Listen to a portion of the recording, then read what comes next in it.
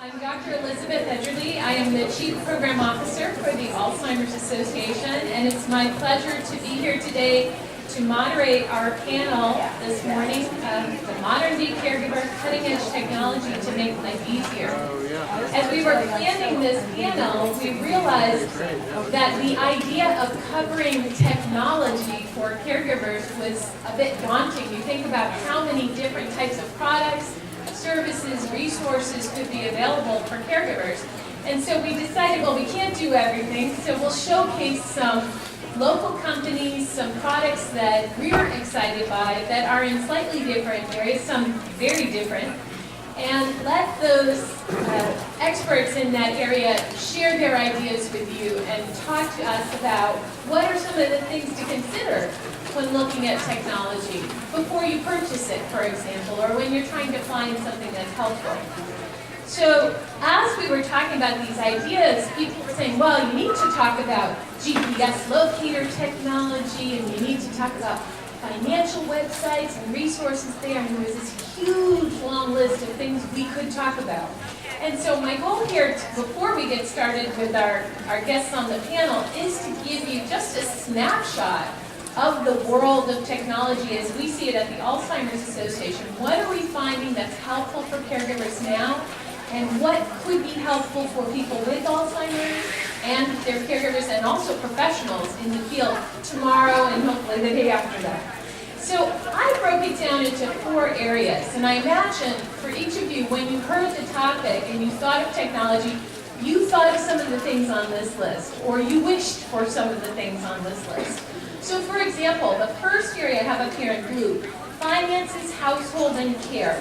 What are the tools that can help me as a caregiver to handle finances? So I am a long-distance caregiver for my mom, who was recently diagnosed with dementia, not Alzheimer's, although I think she has Alzheimer's. They just didn't use that word, even though they know I work for the Alzheimer's Association. I thought it was pretty easy to tell me, but no. Anyway, so she lives in Maine, and I have taken on handling her finances. How many of you have done that for someone? All I can say is thank God for online banking. I don't know how people did it before online banking. So there are many tools out there that, of course, my mom wouldn't have signed up for online banking. So I did it so I could monitor all finances, I could pay her bills, I could handle her credit cards and see what she's spending money on. So there are things out there that hopefully you've started to dive into, even if that's not your comfort zone. There is a lot to offer in terms of financial services that aren't Alzheimer's specific, but are just generally helpful. One thing I learned recently at Stanford, they're doing a design competition for young designers, inventors to create tools that are helpful for people with cognitive impairment or their caregivers. It's amazing the kinds of ideas that they're coming up with. And one of the presentations of a product that was already available was one of a credit card, where if this person with Alzheimer's has this credit card, then their caregiver can get a text message. When that person uses the credit card, they can see what it's for, how much it was, there can be limits set. I have an individual I've worked with whose husband had Alzheimer's disease, and they had tremendous wealth. They were able to buy whatever they wanted. So he would go and buy watches, $100,000. So when you have Alzheimer's disease and you have a big spending limit, you can do a lot of damage really quickly. That credit card would have been very helpful, so that they can set the limit and have a communication about, well, do you want to buy, are you sure you want to buy that? Not to say he shouldn't be allowed to, but is that really what the family wants? So there are these tools that are available, this credit card being one, where you can get information, and hopefully then it allows a person with Alzheimer's to be as independent and safe as possible. Another piece here is really around organization and sharing of information. In my family situation, we are all long-distance caregivers, so my mom's all alone. And so what would happen, and some of you, this might be familiar to you, is my mom would have one conversation with one of my sisters. She'd have the same exact conversation with me, And then the same exact conversation with my other sister and my brother was out of the loop. And so each of the three daughters who were go-getters would go and start to solve the problem, not knowing everybody else is trying to solve that exact same problem at the same time. Have any of you ever been in that situation? Yeah, my sister was undoing what I had just done, unknowingly. So we were texting and calling, not realizing that there are tools out there that could have saved us the time and the headache that we were going through. So networking abilities, calendaring, all of this exists today. And you're going to hear about some products, one product in particular that helps in this area. Also, under services, support, and resources online, I do encourage you to check out the Alzheimer's Association website. There is a piece of our website called Alz Connected, which is constantly changing and growing. There's a center for people with Alzheimer's that has people with the disease talking in videos, providing coping strategies, helpful advice, and just support, knowing that you're not alone in going through this.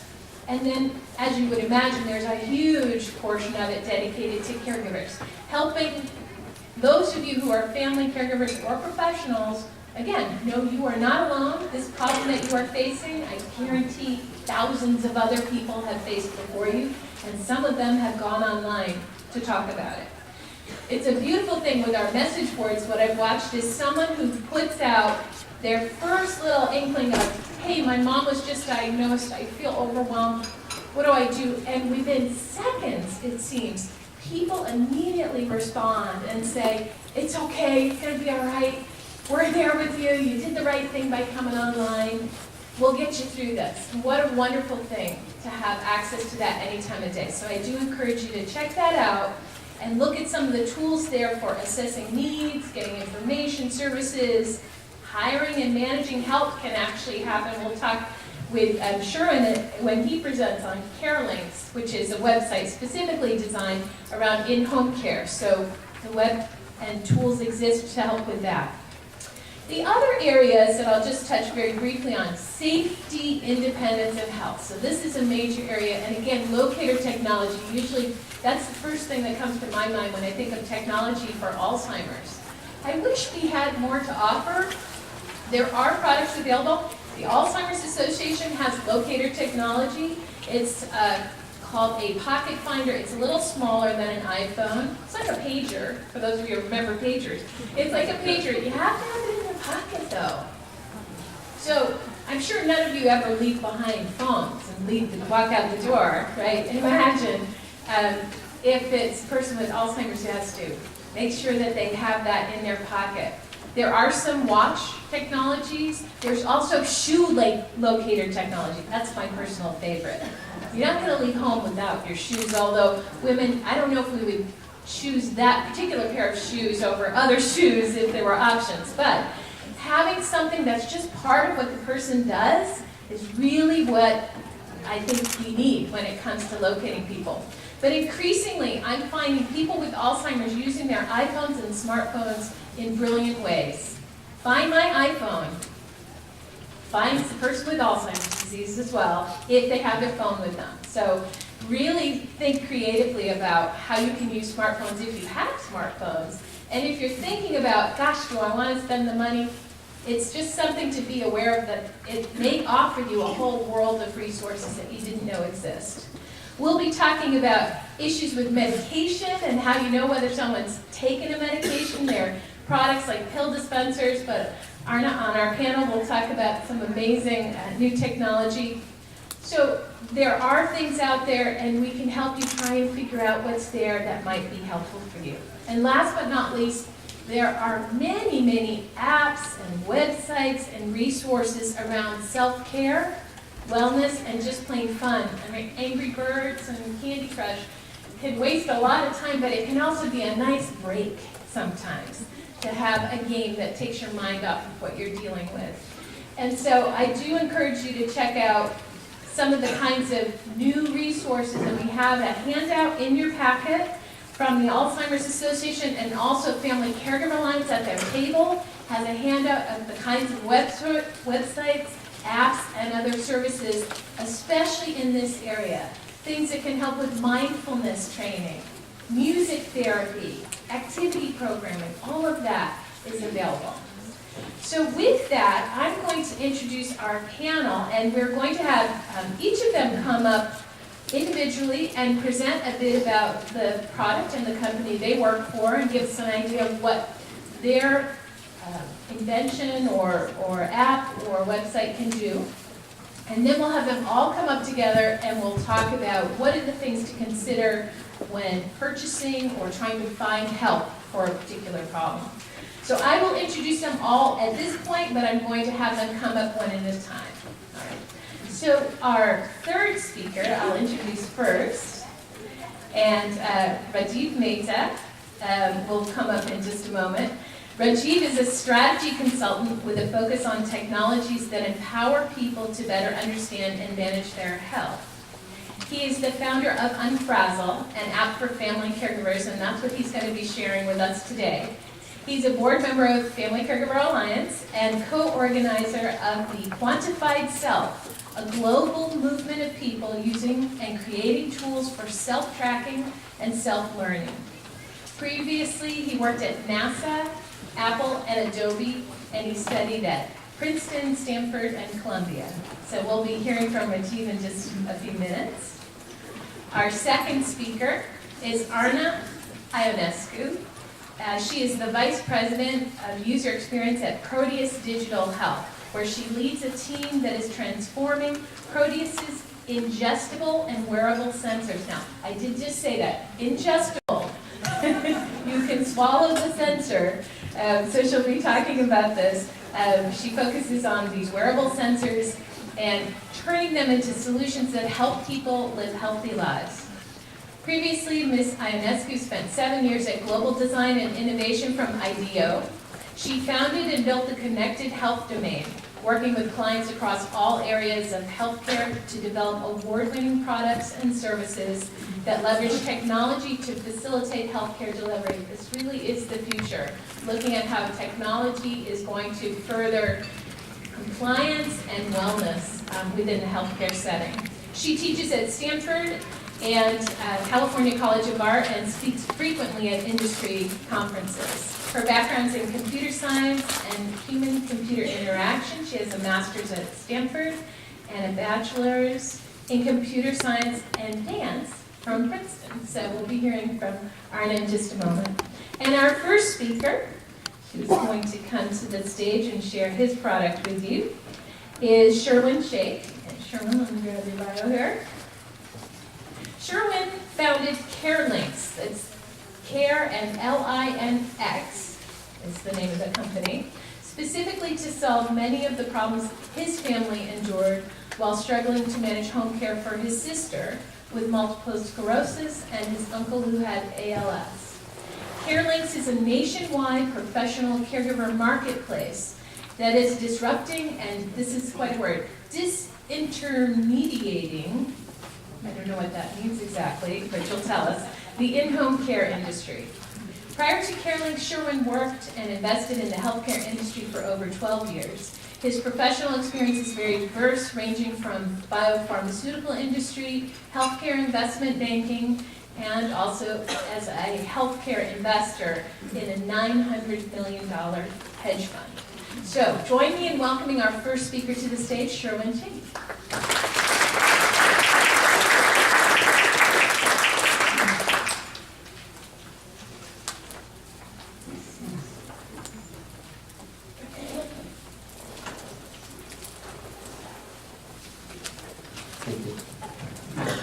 This is working.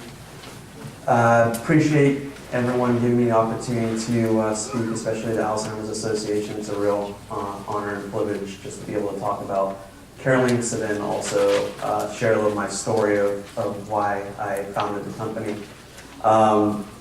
So CareLinx is basically what we're trying to do is really make it easy for families to find caregivers that match their specific needs and budget. We recently won the AARP Consumer Vote at their national conference, and we're expanding pretty quickly across the U.S., and it's pretty exciting times. We're making a difference. My main motivation for starting the company is my sister has multiple sclerosis, and she progressed to the point where she was quadriplegic and blind.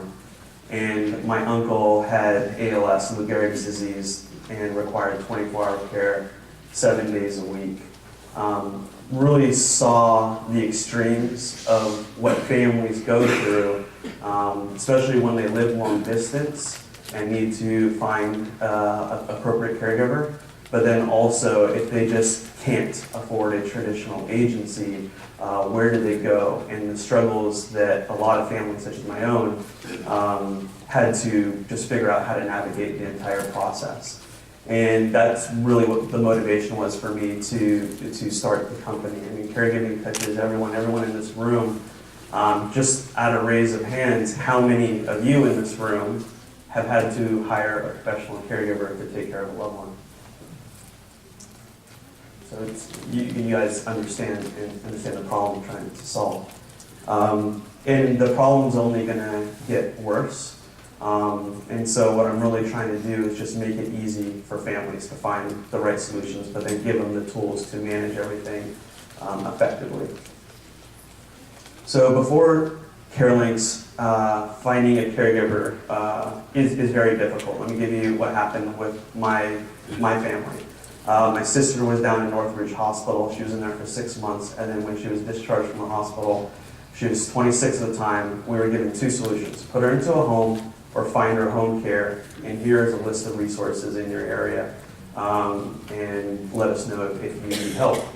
My mom lived up here in the San Francisco Bay Area. The amount of time she took off work to deal with the transition, she didn't want to put her in the home. It ultimately ended her career, going through caregivers, continuously interviewing, trying to find the right match. And then in my uncle's situation, after 6 months, they went through over $80,000 for home care. And a lot of families, like their own, end up resorting to other sources, classifieds, to find caregivers, not really knowing all the risks involved when hiring privately.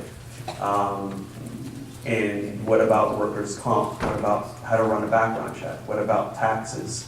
And so that's when I ended up deciding we had to build a solution that helped the family caregivers who are remote and needed to find appropriate caregiver, but then also help those families who need to find more affordable options, and educate them on what's needed. So I left my previous world within healthcare to start CareLinks. And we are now a network of over 22,000 professional caregivers across the United States, ranging from CNAs, MAs, LVNs, RNs, to companion caregivers. They're private caregivers, but then they're also agency-affiliated caregivers.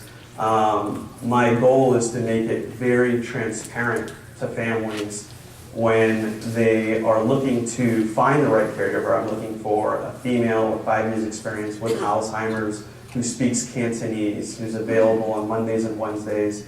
Now you have easy access to background checks, references, reviews, a detailed background check from sex offender ID verification, criminal credentials, DMV records, and just to really help with the vetting process. And then you get access to references and reviews. And then once you find that caregiver, we go to the next step of giving the tools to manage the care online, such as the scheduling, the billing, the invoicing. We help with taxes, so we fully integrate it and realize that a lot of families, even like my own, didn't realize you're required to pay taxes when you hire a private caregiver. And so once they find that match, now we have an app where they connect on the site, they agree upon an hourly rate that matches basically what the caregiver wants to earn, what the family's willing to pay. And then on a go-forward basis, what happens is the caregiver shows up to the house, they check in via their mobile phone, families get notified when they come on shift. They can track where they are while they're on shift. and then they can get real-time updates if they want.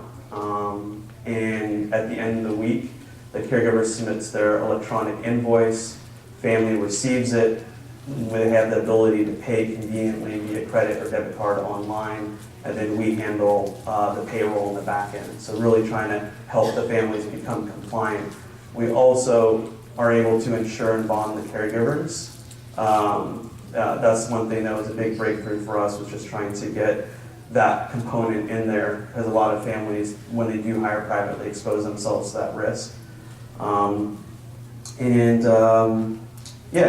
so families are finding right caregiver that matches their specific needs. Caregivers are finding opportunities for higher wage employment, and net everyone's is saving money. On the agency side too, we are not just purely for the private market, it's also for families. If you find a caregiver that works for affiliated with an agency, you're easily able to find a match there too.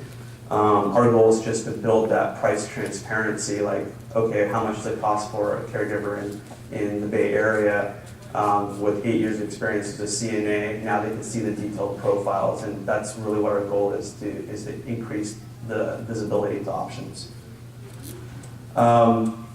So as I mentioned when I first started, we have been around for about a year and a half. We have 22,000 professional caregivers across the United States, and big support from AARP has been a big help for us.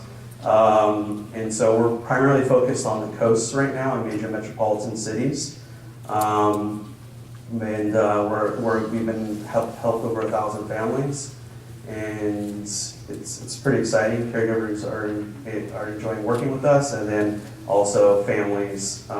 We have had multiple families that have hired several caregivers through our platform, and this is my team. So you know my background, and then I have Vince, who's basically my engineer, who's both parents are RNs and saw the value of what we're doing. And then we have Lisa Sanguine, who runs all of our client services team. And then we have an amazing board of advisors that is advising us as we grow. Sorry.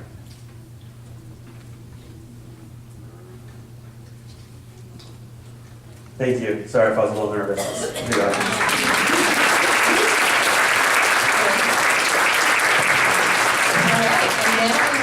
Arna come up and share information about the product from Proteus.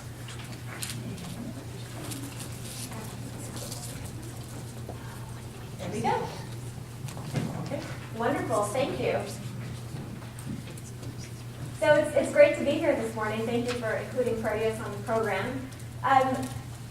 Like the first speaker, I also want to acknowledge that caregiving, especially for someone with dementia, is very, very hard and is full of worry and uncertainty. You don't know if your loved one is getting the care that they need to get every day. And you actually don't really know that the care they're getting is making a difference, is helping the way that it should be helping. In order to answer either of those questions, you need information and you need insight. So stepping back a minute, there's a huge change that's happened in our world in the last 15 or so years. So about 15 years ago, you started seeing things go on the internet. And that fundamentally changed the way commerce and publishing worked and the way we engaged with those industries. And then about 8-ish years ago, you started seeing the internet become a destination. And people started using social networking. And that fundamentally changed some of our social relationships and the way that we communicate. And what you see happening now is the internet going on things. And what that's going to do is change the way that we engage with the everyday objects around us. And what Proteus is doing is putting the internet on your medicine. So, this is a picture of our ingestible sensor. It's smaller than a pencil, basically the size of a pencil tip, millimeter by millimeter squared. It's probably the world's smallest fully integrated FDA-cleared medical device. And it's made entirely out of ingredients found in a bottle of Centrum. and it's also designed to be extremely low cost at scale. So this tiny little sensor is manufactured inside the medicines you take or inside of a placebo tablet that you take alongside your medications. And when you take the tablet, the sensor hits your stomach and it activates. And it's able to send a unique number to the outside world, which then means that you know exactly what medicine was taken at what time, which is pretty important. So this sensor is part of a system. So there's a wearable sensor that you wear on your torso for 7 days and you change it. That picks up the signals from the ingestible sensor and also picks up a host of other physiologic and behavioral metrics. So your activity and rest patterns, your heart rate. And then that wearable sensor transmits the information via Bluetooth to a mobile device like a cell phone or like a tablet computer.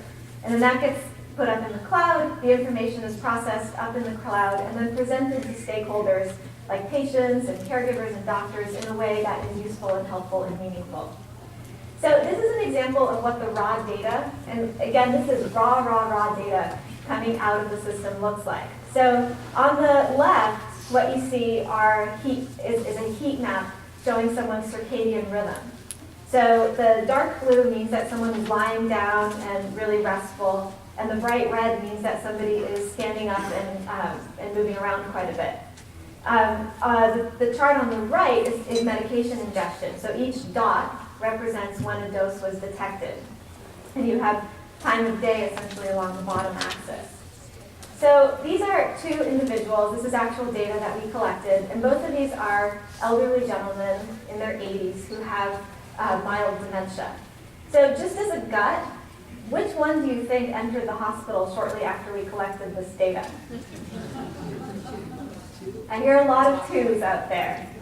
So yeah, I mean, you can see that person one is doing really well. They're kind of like clockwork. So they wake up at the same time every day. You can see that yellow strip in the middle where they sit down for lunch.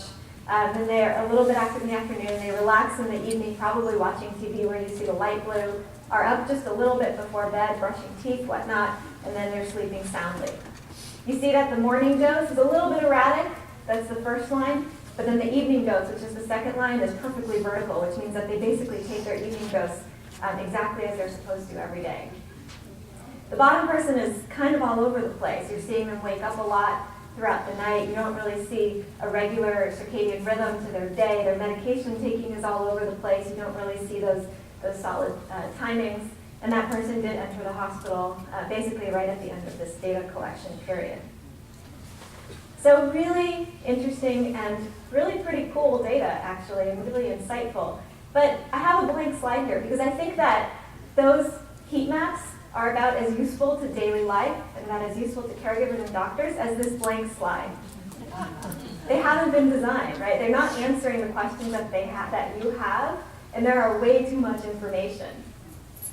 So what we've been doing is really looking at how it is that we transform this data into applications that are specifically targeted towards caregiving. So this is an example of an application that we built using this data. And when we first went out into the field, I have to admit we had this spectacular failure where we brought this UI that told someone how many steps their mom had taken and how many hours of sleep and what her resting heart rate was that night.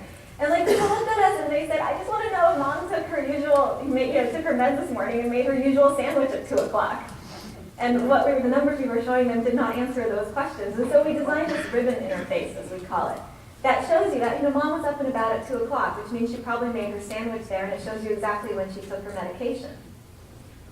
The other thing that then happened is we're using this with some early kind of pilot customers. And then we started hearing questions from mom. So mom said, well, I don't know if my daughter's actually looking at my information. And so we added, we basically designed this capability where you could send little tiny bits of encouragement. You could send a kiss, a hug, a thumbs up. And so mom knew that her daughter was looking. But we purposefully didn't design in rich messaging capability. So you can't actually talk via this application. And that was because of another thing mom told us, which was that she was worried that if she used this technology, her daughter would never call her and never visit. And so we purposely designed the technology really to be an application that supported the conversations you're already having every day. So they're not meant to supplant them. They're really just meant to provide kind of the answers to those naggy questions so that you can get past them and actually talk about Billy's baseball game or about things that are more meaningful again, as opposed to medication. So really, our technology and this application that we're building is about helping you with that everyday care management and having the reassurance that your loved one is doing the right thing and is taking care of themselves as they should be. We also think that this data has the potential to fundamentally change the way that we think about Alzheimer's. This data has never ever been collected before, so this data about daily patterns, about what you're doing to care for yourself, and about how your body is responding physiologically, that's unprecedented in Alzheimer's. And we're sure that once we actually build this out, there are going to be some really rich, meaningful, important insights in there that really help the industry and the community. So just one little last thing. We're about to start a really small product exploration specifically in Alzheimer's. And we're looking for some early families who are interested in working with us. And it's an early product exploration. We're expecting to work with people closely to co-create and get feedback. So if anyone is interested in potentially being one of these very early customers with us, I have a couple pamphlets. So just come find me afterwards. I didn't want to just pass them out and leave them out because I would prefer to talk to people who are potentially interested. So we have them here, and thank you very much.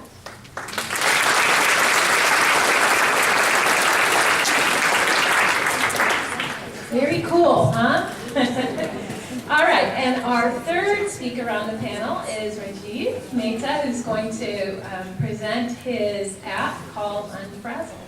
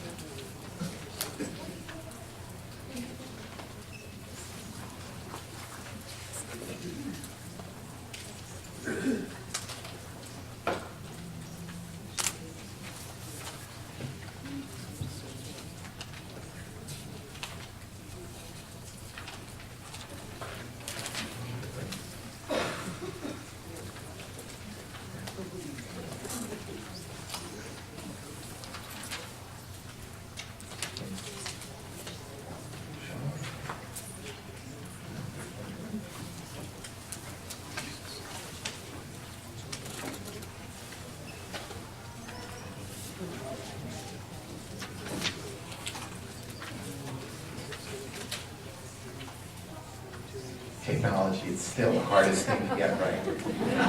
I was at a Stanford conference just yesterday. Those people seemed equipped with a lot of technology, and they couldn't make the mics to work.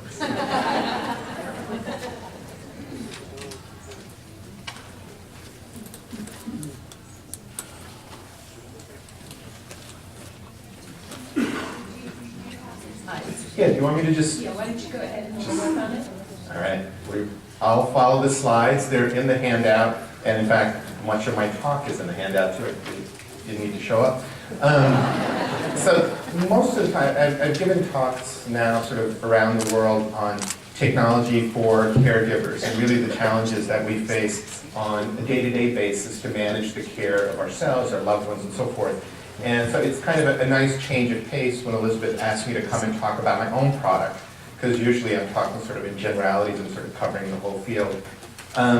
So I'm going to tell you about this app called Unfrozen, and it's for iPhone and Android, and it's very simple in concept. The concept is to help make day-to-day care easier by helping you to remember and keep track of your care tasks, whatever they may be, as you'll see from the examples, and also to help you with your care duties, whether it's for yourself, your parents, your children, your pets, whoever that you're taking care of. So often we talk about caregiving technologies as if the only person in the picture is the care recipient, your loved one. But as a caregiver, you often have to deal with multiple people, including yourself. And so the app is very much designed for that. So I guess moving on to the third slide. There's 3 screens in the document which, the third one, the slide number 3, shows you that the app allows you to be connected to other people in your family, those you're taking care of as well as your co-caregivers. So for example, my wife and I, keeping in track of sort of my father-in-law's issues. And you're able to share information with each other to whatever extent you want. So in my case, my father-in-law allows us to see all of his information. He doesn't really care about what's going on in terms of my own health, so he doesn't see that. So you have a lot of flexibility about who gets to see what. The other key thing is that it allows you to keep your own list of all of your care tasks. So slide number 4, ranging from your medications and so forth, but also walking the dog and chores, whatever you think is part of caregiving, it allows you to include in the application and to define it for yourself. And then slide number 5 shows that on any given day, you will have a list of tasks. These include things that basically you've scheduled to do for yourself or for somebody else in the family. And it's also the place you'll end up seeing the things that you record, whether you just check off taking a medication or that you're recording an instance, a pain episode or episode of confusion and so forth. You get to see all of that. And I'm going to talk through 2 particular family situations just so you have a better understanding of how all of this works. And so there's a diagram of a couple managing early stage dementia. And in this family, Peter, the name for the patient here, is still in the early stages of dementia, and so is able to manage his own care and likes to do that as long as he has really clear directions and everything laid out just so. And he also sort of takes care of the family dogs during the day. And these activities that he's still able to do, he prides in continuing to do them, would like to do them as long as possible.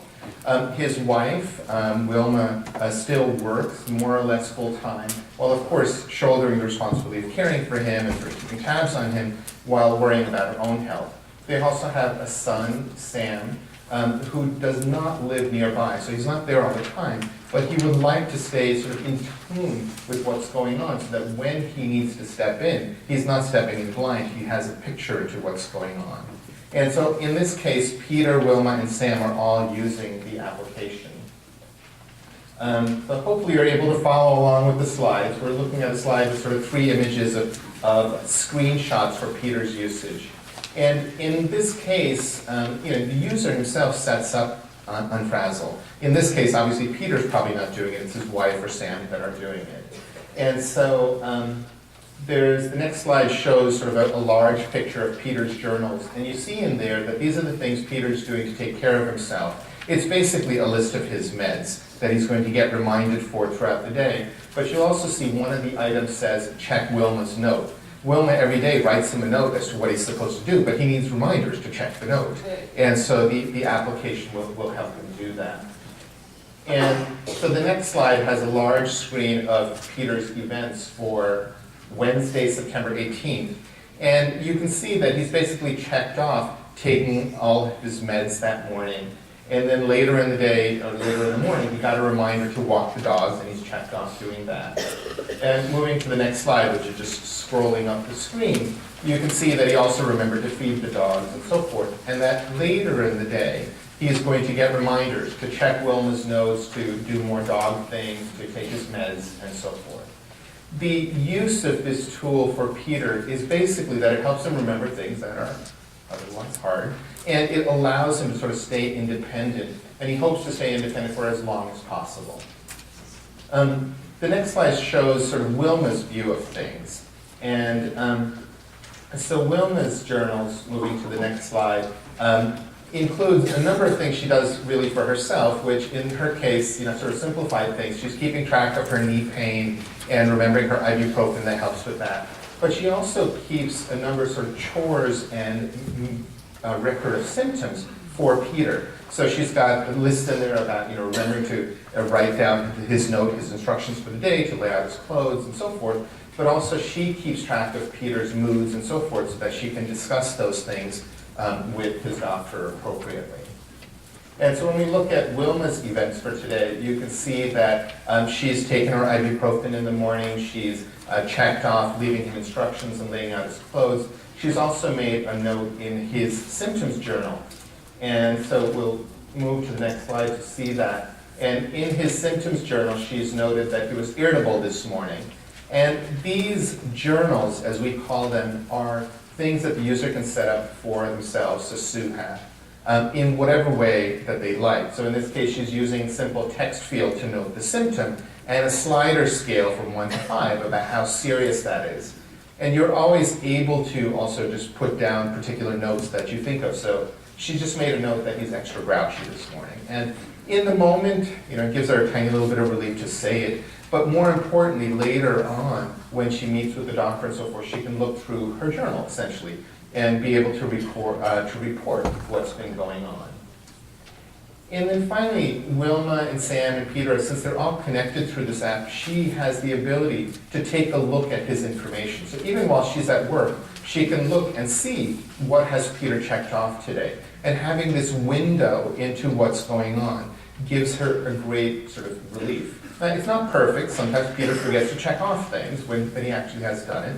So it's not a magic wand, but it does give her some insight that she didn't have before. So she's less stressed about not knowing what's going on.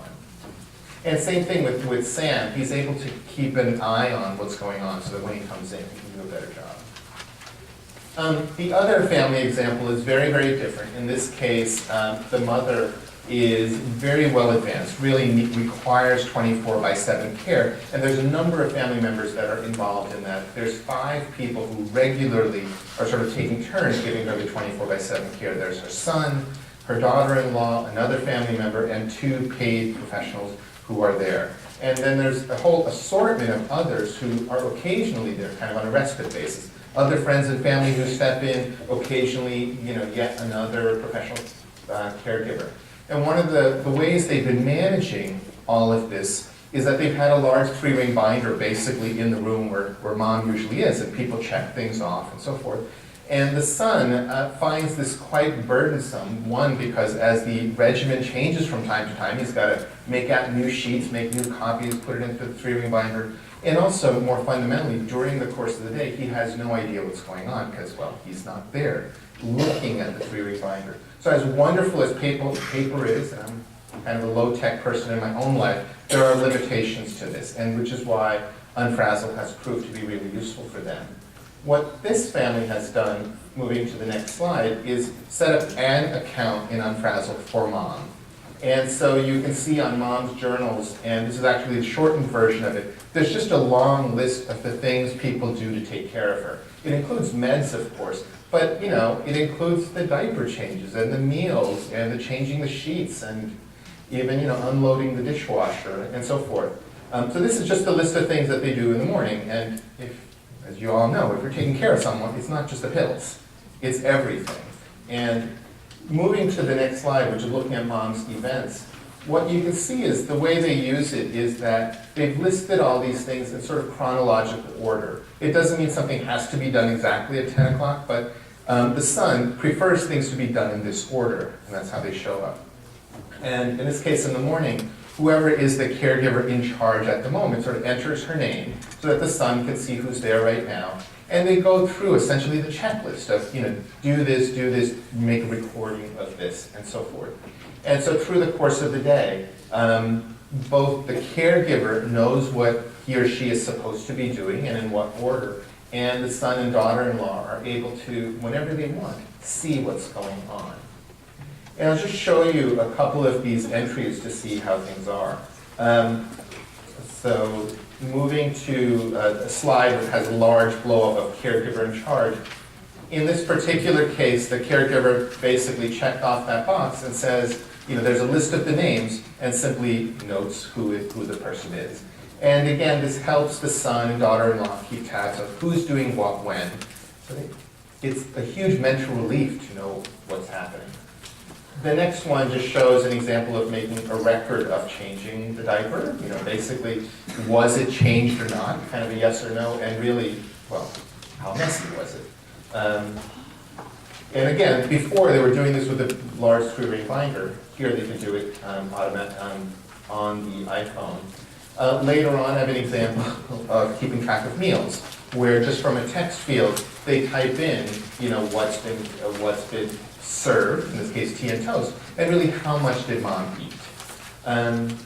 So these, the kinds of activities are all so mundane, but as we know, when we've got 5 people or a dozen doing all of this stuff, it turns out to be really helpful to just have a simple way of keeping track of what's going on. And so closing, I think this is the last slide in the thing. Again, to summarize, Unfrazzle is a seemingly simple app that helps you remember and keep track of any caregiving activities, really any defined by you, in your own words and so forth. And it allows you to stay in sync with your co-caregivers. The last thing I want to mention is, on the one hand, the app is rather easy to use, but that's after you've figured out how to use it. And we appreciate that caregivers are, to use my own word, rather frazzled and have no time for all of this stuff. And so we've actually been working quite hands-on with a lot of families, really to get them over the initial hump. They come to us and say, here's what's going on, and since we've been doing it for so long, it's actually rather a lot of work for us to just help them get it set up. And the benefit to us has been just tremendous learning. Every family we work with, we've learned new things on. So at the moment, this is a completely free app. There's no ads. The data's not sold to anybody. It's really been an effort to help the caregiving community, because this is what I'm so deeply involved in, and it's a process for us to learn. So thank you.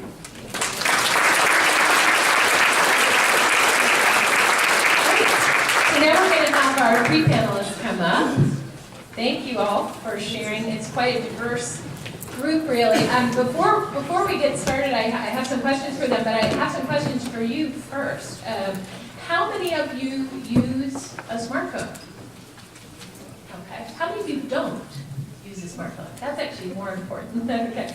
How many of you have an iPad or other tablet? Okay. How many of you don't? More people. Okay. How many of you don't ever want a smartphone or a tablet? It's okay. Yeah, you're very important people here, actually.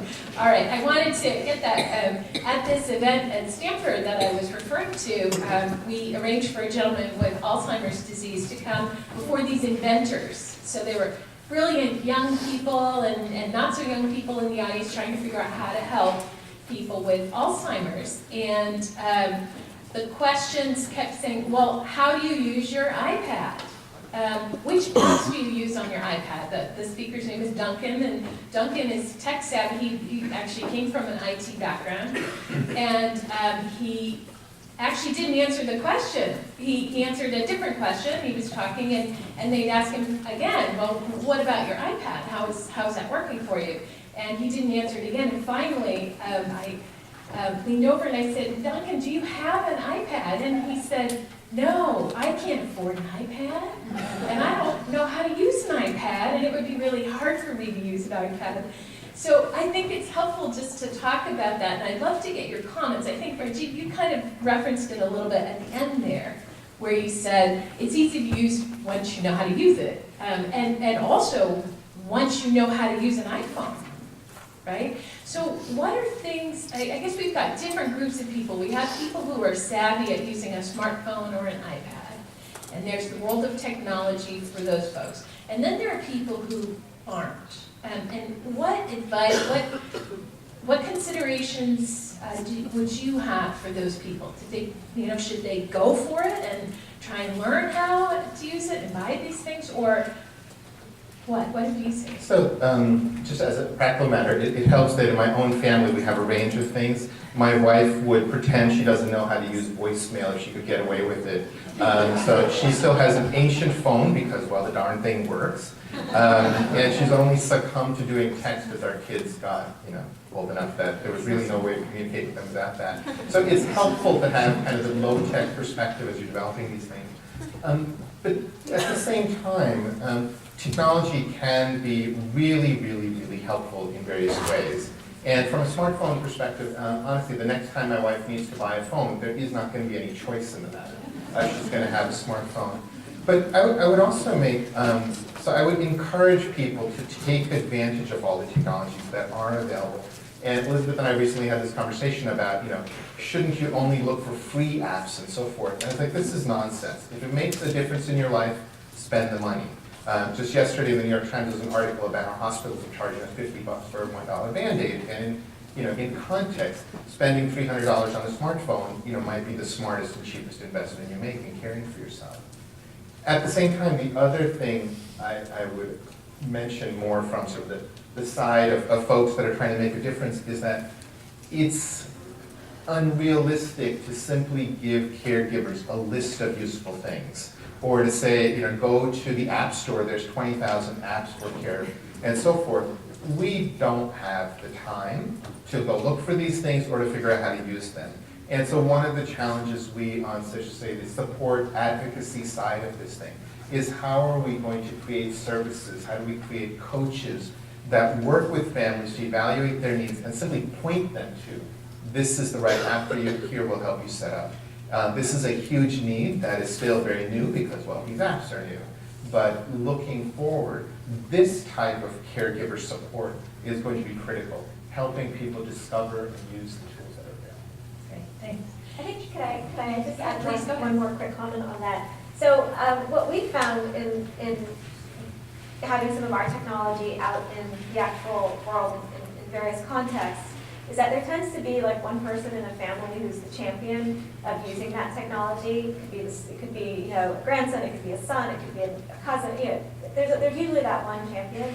And what we've very consciously done in our design efforts is to essentially create a system that really can be run and maintained and managed by that one person who is comfortable and savvy.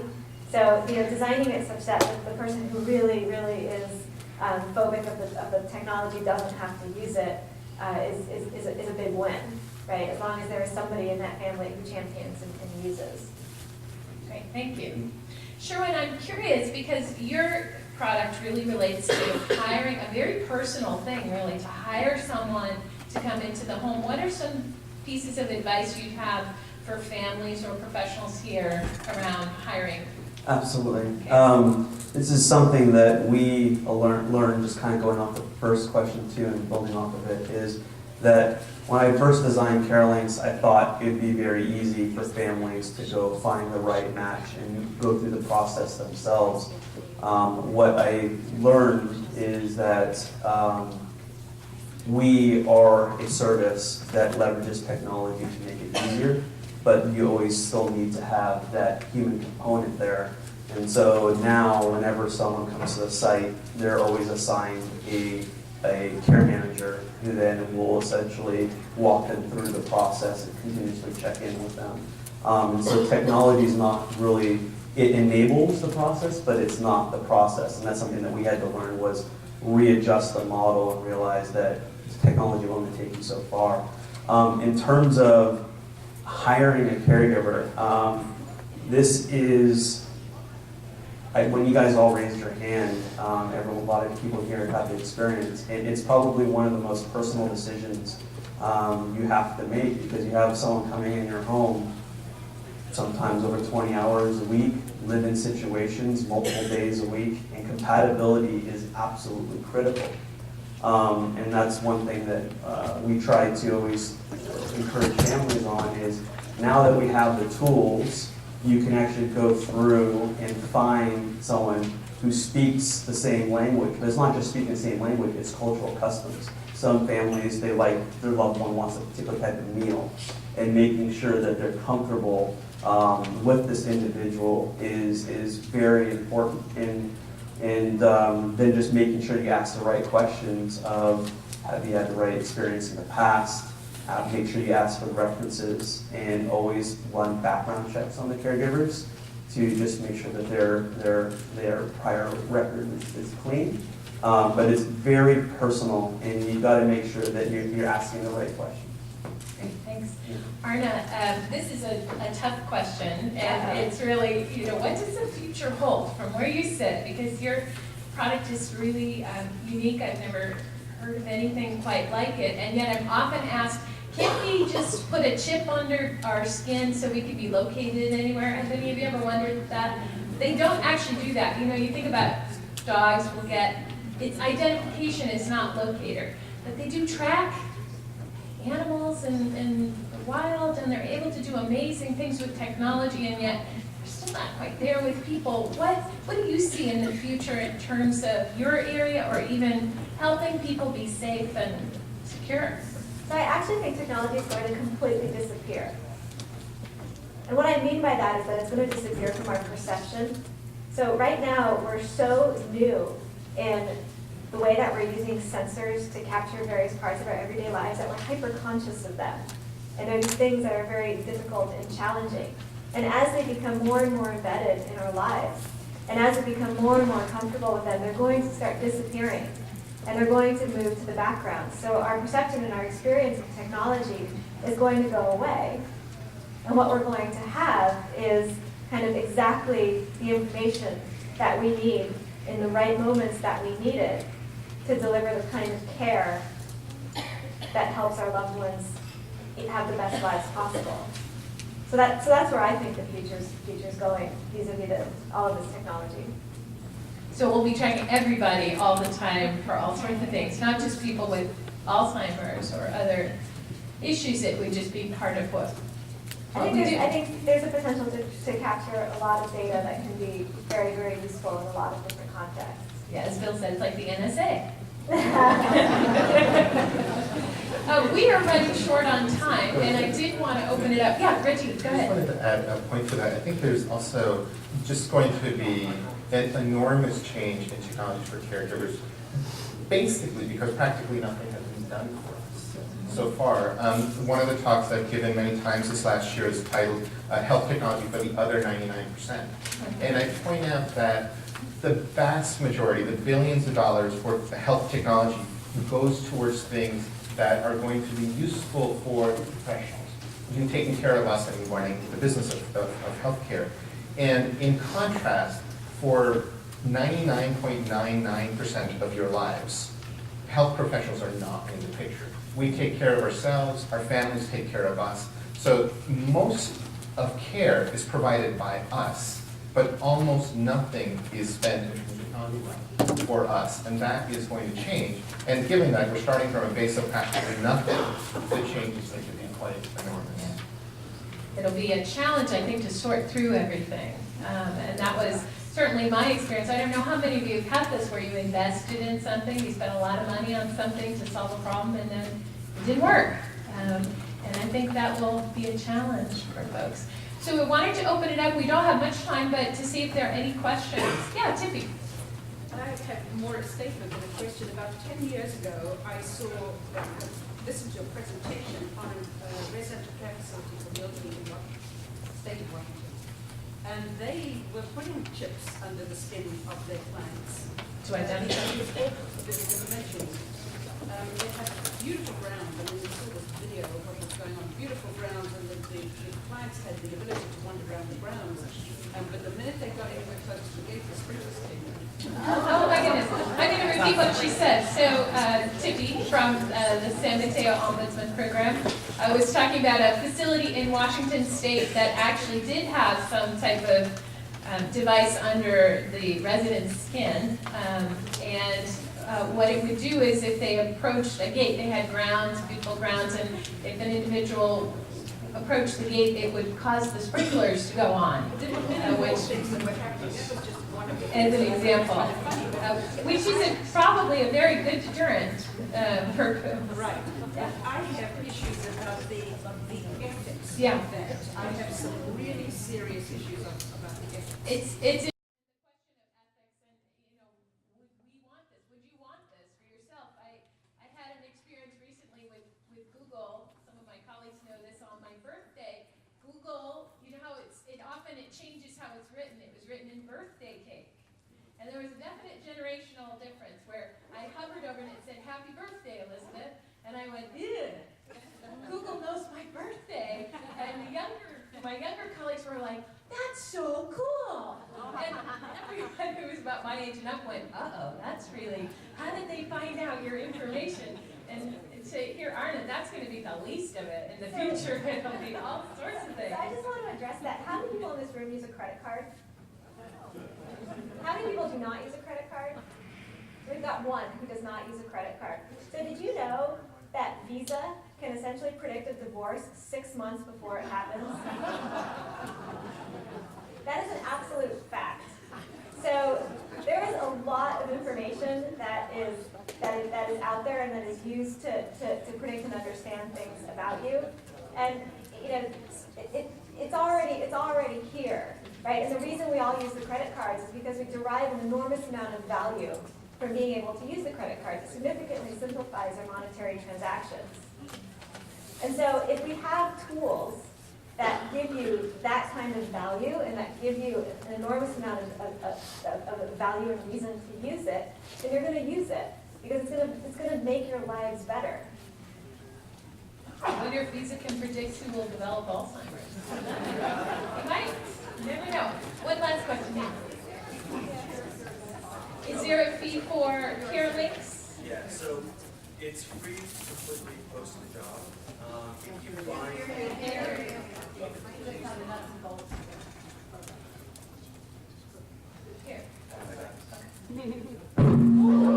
Sorry.